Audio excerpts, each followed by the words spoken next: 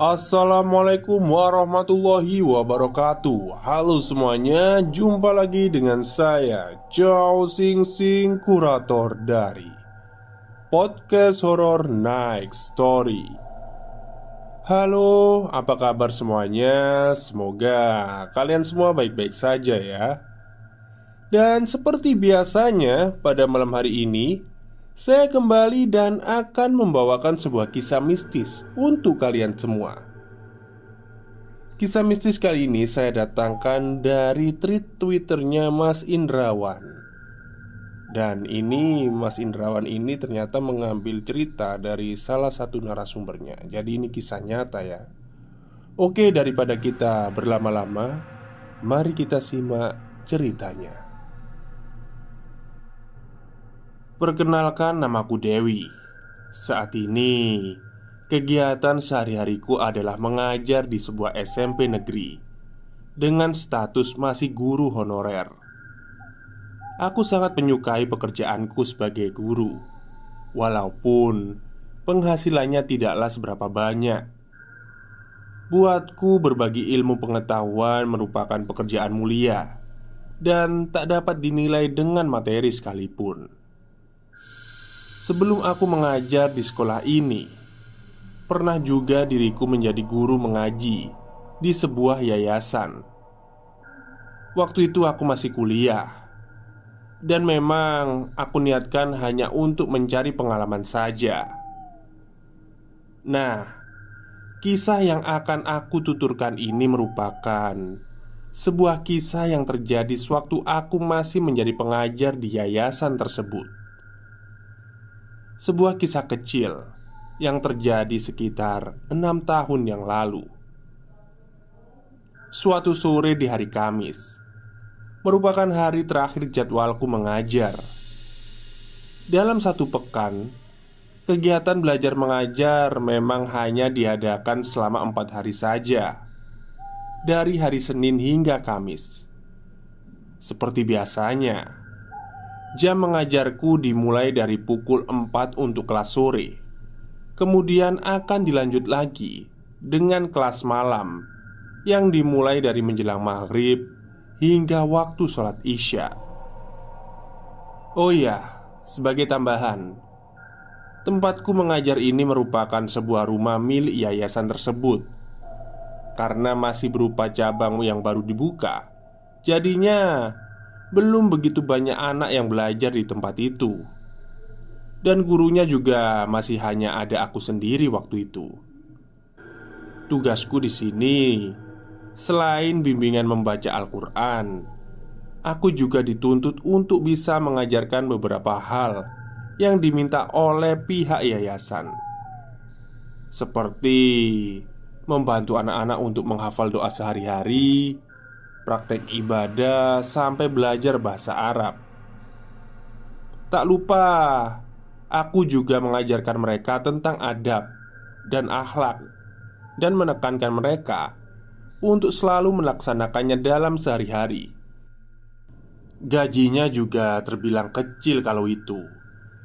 Tapi, seperti yang sudah aku sebutkan sebelumnya, kalau aku memang cinta dengan dunia pendidikan, tak masalah dengan gaji yang kecil, asal anak-anak didikanku bisa pandai dan sukses kelak. Toh, itu semua sudah cukup bagiku. Sebelum memulai pelajaran, biasanya aku akan mengabsen mereka satu persatu. Di dalam satu kelas, memang tidak begitu banyak muridnya. Hanya ada 8 anak di kelas sore, dan 8 anak juga yang belajar di kelas malam. Proses belajar mengajar berjalan seperti biasanya di hari yang lain, hingga menjelang pukul setengah 6 sore. Mereka pun pulang setelah membaca doa penutup tentunya. Di jam ini, anak-anak yang akan belajar di kelas malam mulai berdatangan. Aku mulai dengan membaca salam dan doa belajar. Kemudian, aku absen mereka dahulu. hanya ada 7 anak yang masuk. Kuingat-ingat, satu anak lagi memang ada yang sakit. Hari Senin yang lalu, aku mendapatkan pesan WA dari orang tua muridku yang bernama Yona, bahwa anak mereka itu terkena DBD dan sedang dirawat di rumah sakit. Aku memang belum sempat menjenguknya dikarenakan jadwal kuliah dan kegiatan yang lainnya bertabrakan. Rencanaku hari Jumat besok akan aku sempatkan diriku untuk pergi mengunjunginya. Seperti sebelumnya, proses belajar mengajar berjalan lancar tanpa kendala. Mendekati waktu sholat Isya, kupersilahkan anak-anak itu untuk pulang setelah membaca doa terakhir. Kemudian barulah aku mengerjakan sholat Isya. Baru saja aku mengucapkan salam terakhir di rokaat keempat, di pintu masuk terdengar seseorang berucap, "Assalamualaikum." Aku sedikit kaget. Aku kenal suara itu. Suara salah satu muridku. "Waalaikumsalam," jawabku sambil berpaling ke arah datangnya suara. Ternyata itu adalah Yona, murid kelas malam yang katanya sedang sakit. Ia mengenakan jilbab dan baju hijaunya, seragam untuk anak-anak yang belajar di yayasan kami. Tasnya tergantung di pundak. Ia tersenyum malu-malu. Aku agak heran melihat kemunculannya yang mendadak ini. "Yona, kamu sudah baikan?" tanyaku sambil membawanya masuk. Ia mengangguk. Wajahnya terlihat pucat.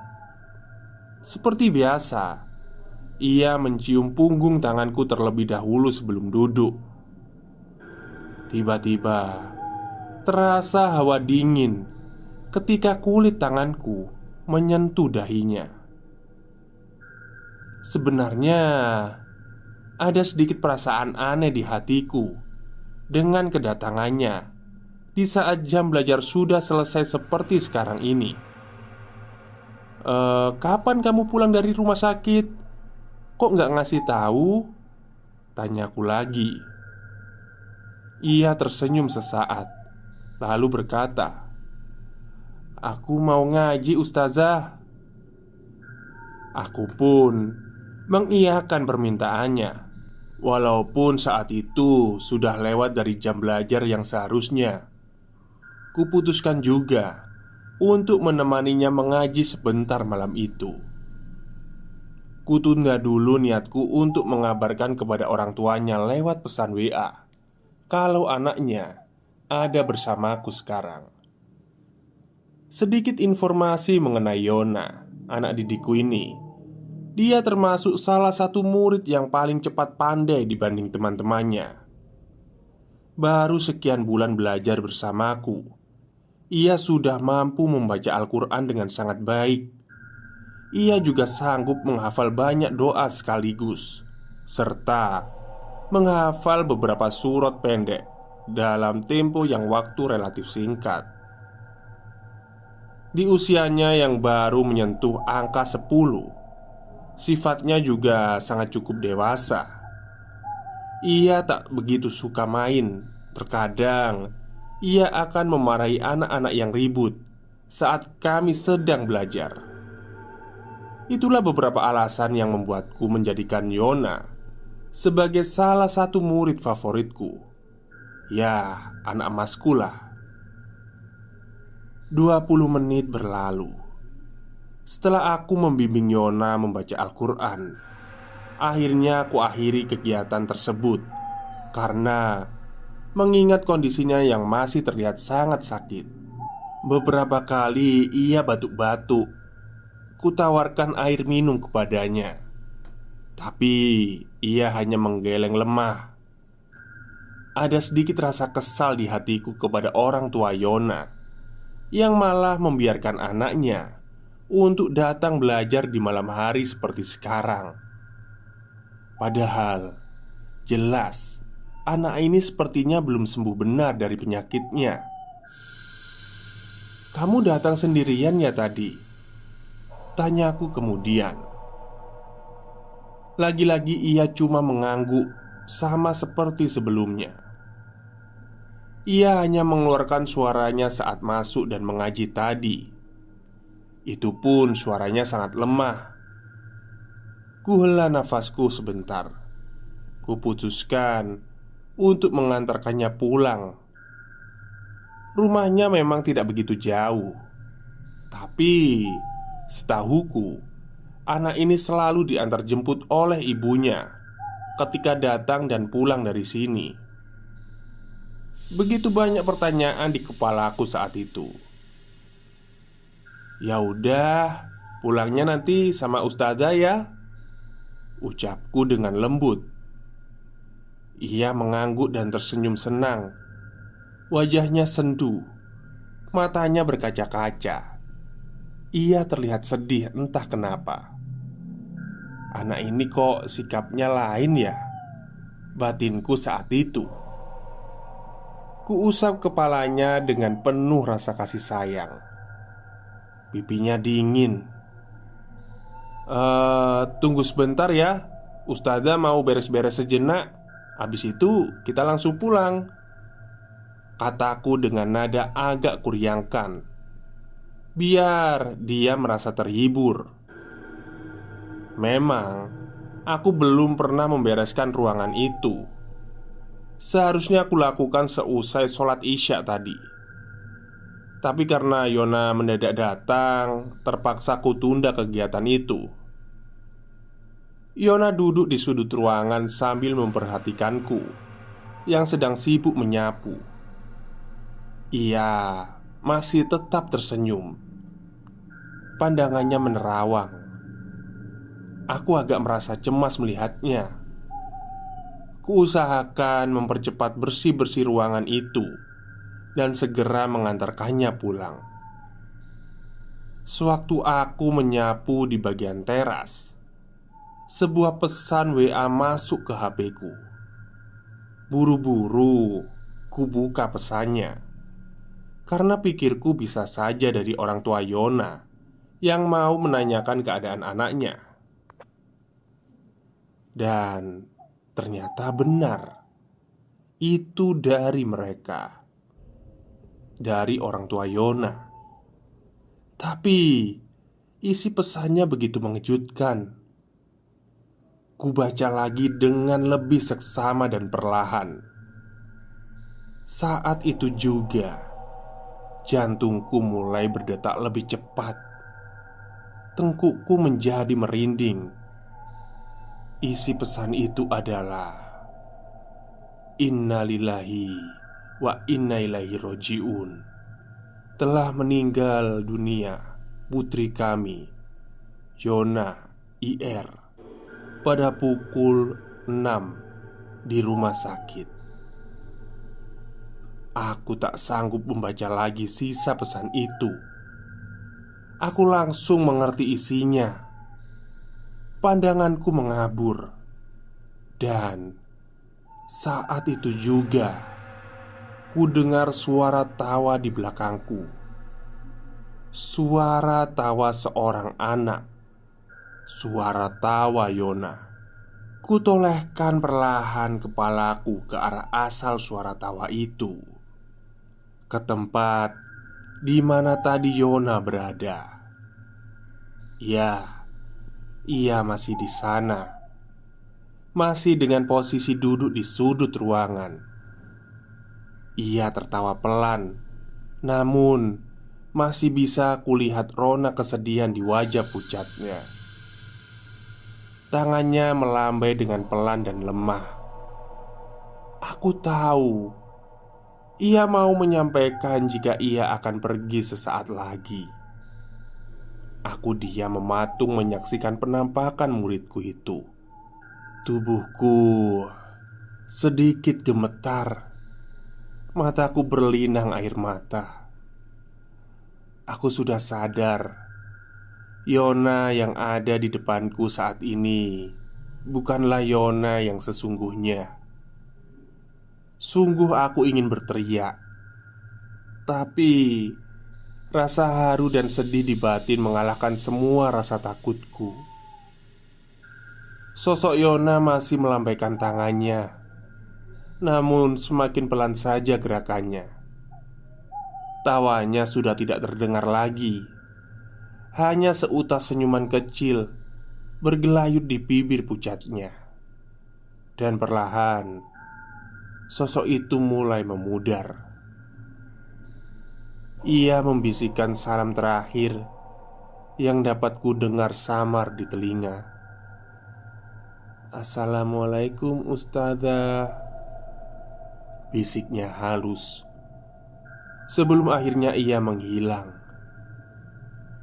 "Waalaikumsalam," jawabku dengan suara lemah. Aku menangis baru pertama kali inilah aku menyaksikan sebuah penampakan. Tapi sedihnya, yang kulihat ternyata penampakan dari muridku yang baru saja berpulang beberapa saat yang lalu. Untuk terakhir kalinya, ia datang untuk belajar bersamaku, sekaligus mengucapkan salam perpisahan. Banyak-banyak aku beristighfar, memohon ketenangan hati atas peristiwa barusan. Sejenak kupanjatkan doa yang terbaik dan tulus untuk Yona yang sudah di alam sana. Ku selesaikan sisa pekerjaan di malam itu, disertai dengan perasaan penuh rasa sedih dan haru membiru. Sekian untuk cerita malam ini. Terima kasih. Oke, itulah sebuah cerita mistis dari Mas Indrawan ya. Jujur saya merinding waktu sampai di tengah-tengah naskah ya. Kayak gimana gitu tiba-tiba. Entah, ya mungkin hanya terbawa perasaan saja saya membacanya. Oke, mungkin itu saja yang bisa saya sampaikan kepada kalian semua pada malam hari ini. Dan ini adalah cerita yang menurut saya tidak seberapa menakutkan, tapi sedih sekali gitu. Ya, mungkin itu saja dari saya. Kurang lebihnya saya mohon maaf. Wassalamualaikum warahmatullahi wabarakatuh.